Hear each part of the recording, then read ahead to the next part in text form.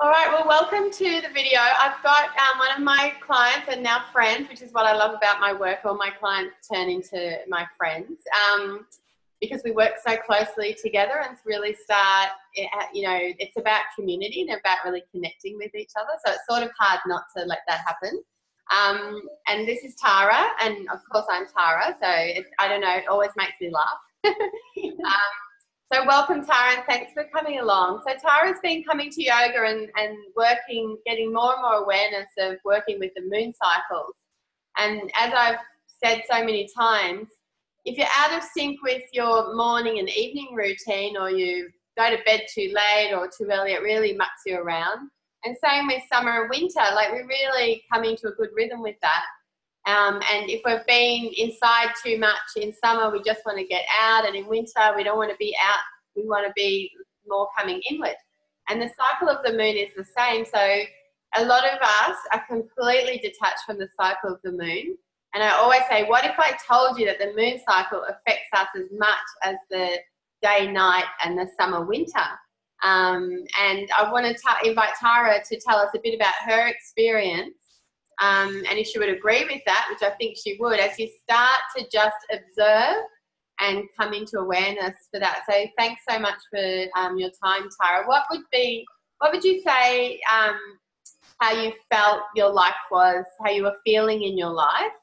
Because you tick all the boxes that your life's a success with work and career and family and health and everything. But what was missing at that time when you first sort of started coming to yoga? I think it was me. I was missing. Yeah. I was giving a lot to. I've got 3 kids. I work part time. I support my husband's business and do his books. And I kind of, spread myself too thin, and there was nothing of me left really, which is what drove me to seek something for myself. And I thought I can fit in 1 hour of yoga a week. That's a good start. You thought you were just coming to yoga? Yeah, I did. It's opened up this whole new world. It's just cracked open. It's like when you become a parent for the first time and you realise that there's this whole other world of parenthood going on. I feel like that with yoga. There's this whole other world I wasn't aware of. Yeah, that's right. And so as you started, just probably mostly from me banging on about it all the time, probably in class, what did you first start to notice when I think for you just started observing the moon in the sky and just started noticing, didn't you? Yeah, well, to be honest, Tara, when you first mentioned it, I thought it was a bit of an out there idea. I didn't, I was like, oh, really? Oh, no, I don't know about this. And you mentioned that women's cycles, if they're in tune with the moon, cycles kind of start tuning to the moon as well. So I started gazing at the moon for a couple of minutes every night, just, when I was popping in and out of the house. And I was like, oh, actually, there is something to this. And when I started mentioning it to a few friends, it seemed like it was working for them too. Yeah. But I didn't think it was that crazy an idea. And now I almost look at the moon as my clock for the month. Think, okay, right. Oh, it should be, my cycle is going to be starting in, a week or so. And it's kind of my clock in the sky now. Yeah, that's right. So a lot of women are unaware of the fact that pre-electricity, pre the pill, pre-tampons, that women would generally, their cycles would run together. And we all know that experience of when you spend a lot of time with someone that your cycle starts syncing in together somehow. So there's a definite connection there for us. So as I said, pre-electricity and I guess industrialization, women would generally get their periods together with the dark moon, so when there's no moon in the sky, and would ovulate with the full moon, which makes a lot of sense since it's like a tide. Just like the moon affects the tides, the water, there's this ebb and flow in us. And so how did you, as you started to notice it, what sort of changes did you start, what sort of shifts did you start noticing in yourself or your thoughts or your life? Well, I noticed that my energy was quite linked to the moon. Sometimes I feel like full of beans, I can get loads achieved, and, I'm on fire and everything, nothing's too much. And then other times, I kind of felt like retreating from the world and being a bit quiet. And I kind of at those times I wondered, oh, what's wrong? Like, you know, a couple of weeks ago I was full of beans. Am I getting sick? What's going on? And as I've started paying more attention to the moon, I've kind of realized that my energy levels are in sync with the moon. And when there's a full moon, I'm full of beans, almost to the point that like I've got this drunken energy that I can just keep going and going. And you know, those nights I sometimes like I'm on fire till midnight just getting things done. Yeah. And then with the dark moon, you know, by 8 o'clock, I'm kind of ready to, you know, put my feet up and have meal time and just read a book and be quiet and have an early night. Yeah. So then that honouring that, because I do, when we don't honour that, we can get stuck in the full moon energy. Yeah. And get a bit manic and sort of stay up there, which in the end is exhausting. But we're on adrenaline and just sort of in fight or flight, and we sort of get stuck, like, you know, being shot off like a slingshot, you know, we just keep going. Or we can get stuck in that dark moon energy of feeling lethargic and can't get ourselves, you know, motivated or inspired. So when we actually, because we're sort of fighting it and working against it, so when you start actually honouring it and just going, oh, no, it's okay, I feel, I just feel like an early night tonight, and that's okay, and not try to make it, is there something wrong with me? And then what do you feel after you've allowed yourself to rest with the dark moon and to just have that early night, or just slow down, or, you know, sort of let yourself off the hook a bit? What does a retreat, as you said, like retreat into yourself? What happens after that?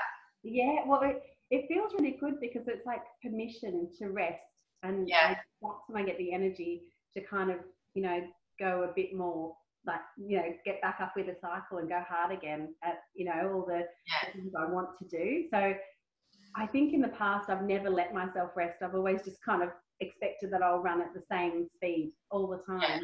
But really I'm running myself into the ground, and that's when I get sick and things kind of all start to go wrong. And now I feel like I've got permission to rest, but that rest actually gives me more energy in the new cycle. And overall, I'm achieving more than I was before when I never rested. But that's the thing. In that space of resting and retreating, which is the same as your daily meditation or the little bit of time out, but it's particularly powerful with the dark moon because the energy is restful around you. A lot happens in that space, doesn't it? Yeah. It really and then the rest, a lot of stuff settles, you get a bit of clarity, everything doesn't feel so overwhelming. What else did you notice that happens out of that in that space, or because of giving yourself that space? I think I'm being a lot more intentional with my life. I think in, you know, leading up to the whole new world of yoga, I was almost just putting out fires every day, or like, okay, what have I got on today? Just doing, you know, going through the motions. Whereas, you know, working with you and seeing that, you know, you set your intentions at the beginning of the moon cycle, and you know, during the build up to the full moon, you get lots done, and then as the waxing moon, you kind of make sure you tie up all the loose ends. You really have been listening, haven't you? I love it. It's so good. But I feel like now, like, it's almost like, it sounds very corporate to say goal setting, but at the beginning of every month, I do think, okay, you know, what do I want to move my life forward this month? What are the things I can do? And, you know, set those little intentions for that month. And then I spend, you know, I'm actually intentional about spending my time on those things, and all the putting out the fires kind of is the second priority, or, you know, that goes to the back. And I just find that I'm actually creating the life that I want more than I was before, when I was just get caught up in the machine of it all. Whereas now I'm, you know, thinking about, okay, what do I want to achieve this month? What, you know, changes to my life, or what do I want to do for my family, or what's your so it's a way of prioritizing, doesn't it? So with that rest, with the dark moon, everything gets to settle, and then it's quite easy then to see your priorities at that time. And if you don't stop and settle, you just keep going on the path that you were on last month, but maybe life's taken a bit of turn now, but you've missed it. Yeah. You know what I mean? So because you're stuck on this sort of linear goal setting, like you're just heading in that direction, but actually this has happened over here, and you don't even want that anymore, but you're still charging along towards it. And so then you sort of, I like to think of it, you sort of like the little leaf flowing down the river, and that's, you know, just working around I guess, almost the path of least resistance, but also the most productive path for getting what you want to bring, where you want to go, but also what you want to bring into your life. Yeah, so then you get more flow and less resistance. Are you finding that? Yeah, absolutely. It just, and as you say, each month, you know, like last month, my goal was something almost completely different, and a few curveballs have come up during the month, and I've reevaluated, you know, during the rest phase, like, hey, you know, is that really where I want to go? And then in the new moon phase, I'm like, okay, right, I actually have to change direction a bit, and, you know, that's not the right thing for my family. Yeah. So it makes me actually think about those things more rather than just, you know, go with what life throws at me. Yeah, right. Yeah, it really takes you from being dragged along by life and stuck in the fight or flight. Or for some people, like, they might get stuck in the bit of depression, which is that, like, stuck in a lull and like no inspiration or motivation. And yeah, it brings you into this cycle that sort of gets a little kickstart each month. But you've got to start with that rest. So what I feel like is the best thing to do for anyone listening is to start with observing the moon and then just noticing. Don't need to do anything. And it comes to that thing of that when you're stuck in the doing, you don't stand back and look at the big picture and reflect and let shit settle and just go reevaluate on a regular basis. It's only once a month, but it feels, and at first I noticed women are like, oh, it's already a month has gone by. You know, so when people first start coming to the mini retreat, which is a nice restorative meditation relaxation evening that I do once a month with the dark moon, when they come the first time, they're like, yeah, I'm coming next month. And then they never come the next month, and I know they're not going to come because the month has come around so quickly. And then they start to realize, oh, shit, I can't even give myself 1 or 2 hours a month. Yeah. Slow down, you know. But then it's a practice that we need to come back into honouring, and that's, you know. So how have you found it? Like the more you practice, did you find yourself just forgetting about it and like tuning in on and off at the beginning, and now it's just something that you notice? Like for me, it's something I notice like it's day or night. Yeah, I really did. I noticed only if it was a full moon. Yeah. So bright that it was in my face and I couldn't ignore it. That was the time I kind of noticed it. And I even, you know, I downloaded an app recently, like to show me the cycles of the moon, like what phase we're in, and it's a bit counterintuitive doing it on my phone when I could go outside and look. But it helped me to get into the rhythm of what to expect. And now it's like, you know, if you ask me on any given day, I know, you know, whether it's a waning or waxing moon, I know. It's so good. And I'm like counting down now. Now I know I've got like a week left. I've got to wrap everything up. Yes. Oh, I get to rest at the end. It's like a well-deserved rest is just like waiting for you all the time. Yeah. I'm really like, I look forward to that rest now. And I think, okay, well, the moon's telling me to do it. So, you know, I'll do it. Yeah, perfect. So I've also, that's why I'm doing the deep winter retreat. So the deep winter retreat is going to be a 3-day retreat. You can't come, unfortunately. Yeah, so it's going to sort of take that. So the moon cycle is like winter. If you imagine the seasons and you look at the moon, it's like all the 3 o'clock in the morning, you know, that deep night, the middle of the night or the middle of winter is the dark moon. So we're going to have the retreat on the dark moon in the middle of winter to really help women to really connect with that and restore, really, you know, on that deeper level to sort of kickstart into this cycle. You do need to sort of kickstart into the cycle, don't you? Yeah, absolutely. And it takes when you first start. It's not something that clicked with me straight away. I think you probably mentioned it to me about 6 months ago. In my yoga classes, you were mentioning, you know, your cycles are in tune. And is that mine? Is that your phone? Sorry. Sorry. Technology. So I took quite a few months to get into the swing of it, and as I said, I only noticed it at the full moon time. Yeah. And then now, you know, a couple of months down the track, I kind of got a little bit more into it. Whereas now, any given day, I know my husband even tells me sometimes, he's like, oh, you want to go for a moonwalk? Like in the evenings where once the kids are all settled. The guys love it because it's like the happy wife, happy life thing. Yeah, he's absolutely loving it. We're all in the flow. Yeah. It's like, when you get to rest, I get to rest. Yeah, exactly. It brings the whole that whole energy down. So what I call it managing your energy, not your time. So you start managing your energy in this rhythm, and then you get a lot more time. Like time and space sort of opens up for you. So it's not this constant being short of time, not having enough time, trying to, you know, push out that last bit of energy. Feeling like you don't have any time or space to yourself. So as you start to come into that rhythm, it sort of gives you time and it gives you space. Do you find that? Yeah, absolutely. And it's a very welcome rest.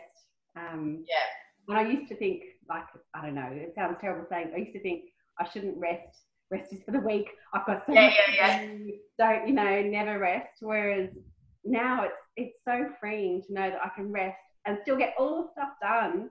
Hit it with more energy, and it's liberating to have that permission and know that everything and more is still going to get achieved. Yeah, that's right.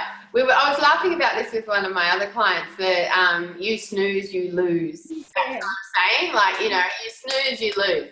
It's like, no, and I'm like, no, you snooze, you feel awesome, you get up and you make shit happen. You know, like that cycle. Yeah. Excellent. So it's like, what I want to say to people is that we really are, if you're not connected to the moon cycle, it's having as much effect on you as being out of sync with your morning routine and your evening routine, like what time you wake up and what time you go to sleep. And it's having as much effect on you as the summer, you know, the seasonal effects that summer, autumn, winter, spring has on us. Yeah. But we're not, I honestly think it's one of the main reasons so many women are feeling exhausted and depleted and just fucking over it and feeling like you've got to be in too many places at one time because you're holding too many balls in the air all the time. So as you start to actually it's like the missing piece of the puzzle, you know? Yeah, really. Yeah. You do feel like that? Absolutely. It sounds crazy, but it really has totally changed the way I operate in a really positive way. Like, and as I say, it's, you know, I mean, I come from the corporate world. It seems like, you know, at first it was so different to, like, you know, I'm used to kind of running by the clock and not looking up at the sky, but it really has made a big difference to the way I operate. Yeah, that's awesome. There was one more thing I was going to say about, what was it? So as you come into that rhythm, you're also, that's what I was going to say, like it's like a missing piece of the puzzle. And when you plug it in, it's almost like you're plugging into this extra source of energy and awareness and your intuition. So it's in that space that your ideas come up, your creativity, your inspiration. So, you know, after you do have that rest, you start going, oh yeah, that's what, I know what I need to do. Yeah.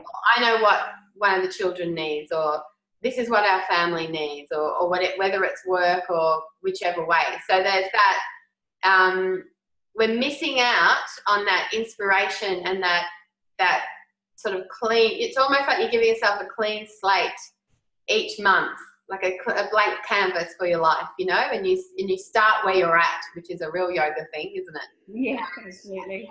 Create from there, and it comes out of that space. And so when you're not doing it, you don't realize that you've set yourself off on a trajectory and you're missing out on this regular check-in, regular time to get ideas. You're missing out on ideas. You're missing out on your intuition. Like there's lots of little pieces that are just, you know, sort of suppressed. Yeah. Yeah. And it feels like I'm operating, as I say, like on a deeper level. Yeah. You know, rather than just, I was kind of gliding along the surface of life, I think, just going through emotions. Okay, what needs to be done? Who needs to be dropped off? Where do you know? Whereas now I feel like I operate at a deeper level, and I'm kind of more in tune with, as you say, what my kids need, or where my husband's at, or So can you give us an example of something that's now of that, like from going from just micromanaging everyone's schedules, including when everyone has to eat and this and that and the other. So can you give us an example of something that's now operating on a deeper level, or something that you've organised differently or managed in a different way? I think at a very basic level, just, on the days that I pick the kids up from school, or, from after school care, I would bring them home and go straight into the motions, right? Yeah. In the shower, just get everyone sorted with their homework. Whereas now I feel like I kind of can gauge how they're feeling, what kind of a day they've had. Showers can wait for a little while, or you can, dinner can just be a few minutes later. And often I'll kind of figure out which child needs a little bit of a chat, and take a few minutes to have a chat with them and see how their day's been, and if anything's upset them, or it just feels like I'm more connected. To what's going on with everyone, and they've responded. It's funny, just those few minutes has meant that they almost come to me because they know that I'm listening more. And they'll come to me of their own volition and tell me, I've had a really bad day today, Mum, can we have a chat? Whereas, a couple of months ago, they might have thought, oh, I better not do that because Mum's like hell-bent on getting dinner on the table. Mum's like in military mode, don't disturb her. Yeah, Mum won't be happy if I break the routine. So I think, now everyone in the family is kind of a bit more comfortable with kind of going with our moods and how we're feeling, and, just ignoring not ignoring the routine, but being able to be flexible with the routine, because, other things are far more important, really, aren't they? And it's funny because flexibility is actually a really important quality, like in the workplace or as an employee or a manager or whatever. So while you want to have a nice routine, you want to be able to be flexible as well, because also creativity comes into that, and problem solving and ideas. And then you're coming into more of a rhythm rather than a routine. Yeah, absolutely. And it works, as you say, even at work, I feel like it's helping me there, with some of my teammates and my team. Like, I can, rather than just kind of saying, right, okay, where's that report? What's happening today? I feel like I can read the mood a bit better. And I know with the moon cycles, like I've started my planning at work to be in tune with the moon cycles as well. But not that I'd tell anyone that worked that, but I would take out my colleague for a coffee in the first week of the new moon phase, and I'll say, okay, right, what do we want to achieve this month, and where we're up to, and do all the planning at work as well. So I feel like it's kind of incorporated it into almost every part of my life now. Yeah. Oh, that's so exciting. And then we did the sensational recovery course, and we've been looking at really building up that strength physically from sort of the foundation up, and rearranging your life, and which has been exciting. And then that connection as well. So deeper connection with yourself, deeper connection with nature and the rhythms around you and all the people around you. And then that opportunity just to be around other women and start having this conversation. How's that, as a last question, how's that sort of impacted as well for you? I think it's allowed me to see where my priorities are, what's important to me. I've always been a yes person and a people pleaser, and it's helped me to kind of see that, when someone asks me to do something or invites me to something, kind of run it through my kind of framework of, where my priorities are, what's important to me, and be okay with saying no to things. And I feel, a lot better within myself. I feel like stronger and healthier because I feel like I'm taking care of myself, and that I'm not last on the priority list, or not on the priority list at all. So yeah, I feel like and I feel like there's a lot more potential, and you know, my life is a lot more room for interesting things to happen and good things to come to me, because I'm making space in my life and getting rid of the things that were there to please other people or for the sake of it. It's kind of, okay, is this, you know, it's helped me really to design my life and start designing it rather than just be kind of waiting for things to come to me. Yeah. And that's the last thing I want to bring up, is that thing of as you start being more in control of your life, and connecting with other people and having this conversation, that a lot of doorways start opening up. And we are really indoctrinated into, you know, if you want something done, do it yourself, and you have to work hard, and you do. There's a lot of truth to that. But then if you're only with that tunnel vision, you're not allowing space for some things to just happen and some things to just fall into place, and to stop and observe where things are and then navigate that the best that you can. And with that is navigating it for everybody. So whenever I start working with someone, they always write down, I get them, you've done this, categories of your life. And I laugh to myself because I know everyone's going to do the same thing pretty much, is they put every category of their life in relation to other people, but they don't just put me. Yeah. Just because they'll put health and fitness, but that's in relation to being able to work and manage the kids and like do everything else. That they don't just put just self or just me. And I'm always like, you forgot to put you. And then as you start designing your life and creating your life and creating new habits that are going to make that happen easily, then you're not finding me time. Tell me if you agree with this. You're no longer, like, a lot of women are trying to add me time into their schedule. So they can't come to yoga, they can't come and do a course and to get on top of shit because, you know, they're already overscheduled. Yeah. So you actually want to completely unschedule your life and rearrange it so that the things that you do are benefiting everyone at the same time. Yeah. As much as possible. Yeah. You know, so it's like making a dinner that everybody's going to like, including you. Yeah.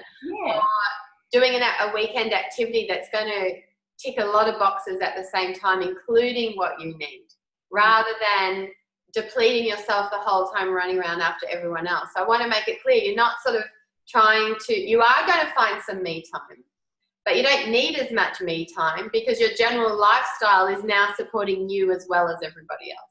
Would you agree with that? Yeah, absolutely. Even just last weekend, I said to my husband, you know, we're running around on weekends with like basketball for, you know, one of my sons and, you know, another activity for another one. And I thought, we're sitting on the sidelines watching them, and you know, the kids don't seem to be getting loads out of all these activities. Let's just, why don't we figure out one day a week, like a Sunday, where we can go on a family picnic or go for a bushwalk or go to the beach, and you know, we all feel less frazzled, we're all connecting, and it's about me time because I'm truly connecting with my family. I'm out in nature. I love it, and I don't need to be away from them to get me time. Yeah, that's right, because you're looking after yourself as well. Yeah. With those priorities. Yeah, that's perfect. Excellent. Thank you so much. It's so good to see you looking so gorgeous, and to like see from when I first met you to now just how you're just more relaxed and life just sort of feels more abundant and flowing. Yeah. And for everybody else listening, I've just put in the comments a couple of links for things coming up that can help you to get started with working with the moon cycles. It is a habit that you need to create. It is, so therefore you've got to practice it. And I find like the easiest way is just to start observing the dark moon. And if you want support with that and you live in my area, then we have the mini retreat. But also I've got a number of programs that will, and the winter retreat, where you can really kickstart that and really connect with it on a deep level, and then start, you know, keep working with the practice from there, and come into a group of supportive women and sort of start, you know, having conversations that we really don't get a lot of opportunity to have about, you know, not what I think of it is supporting the whole woman. You know, we get periods. We all get tired when we get our period, but we have to like pretend we're not and get up and go to work. And, you know, so actually like honouring ourselves as a whole woman, and the bonus there is that you actually get a lot more energy, you get a lot more shit done. You don't feel cramped in, you feel you have more time and you have more space and more room to move. And then life does start getting a bit more of a flow and more in sync, where things feel like they're working nicely within each other. So I'll put a couple of links down there for anyone that wants to check out where would be the best place for them to start. But what's your advice for someone who's just going like where you were going, this woman's a little bit crazy, but I'm going to check it out because she won't shut up about it. What would be your... Step outside. You know, take 2 minutes of your day to step outside in the evening and just check out where the moon's at. If you need to download an app to help you on that, you know, go for it. And just kind of slowly watch, you know, your energy levels and as a woman, your cycle in relation to the moon, and just kind of allow yourself to slowly get in tune with it. Yeah, that's it. It's just that watching and observing and noticing, isn't it? Yeah. And then that's always the biggest step. And then the rest sort of starts pulling you in and finding its own momentum after that. Yeah, absolutely. You can't wait to keep going then after that. You get a bit excited like I do, and you're like, right, Tara's onto something. She's not just making this up. No, I'm definitely not making it up. I think like a lot of Indigenous people will back me up on that one. Yeah, I know. And the more you read about it, you realise that for like thousands of years, this has been the wisdom. And it's only in modern times that we've cut off from it. And you think, oh, yeah, gosh, you know, it's totally industrialisation where we've really cut off from it. Yeah. And now women are feeling, I'm seeing it just with so many women just so exhausted and over it and just thinking, fuck, this is just too hard. Why am I doing this? Yeah. That they're starting to look for that missing piece of the puzzle. And I honestly think that being in sync with the moon cycles just as much as you are with the sun, you know, day and night, and summer, autumn, winter, spring, is one of the big missing pieces of the puzzle that people are sort of looking for at the moment. Absolutely. Yeah. All right. Well, thank you so much. See you at yoga. Yeah, see you. Have a lovely day. Yeah. Thanks, Tara. Thanks. See ya. Bye.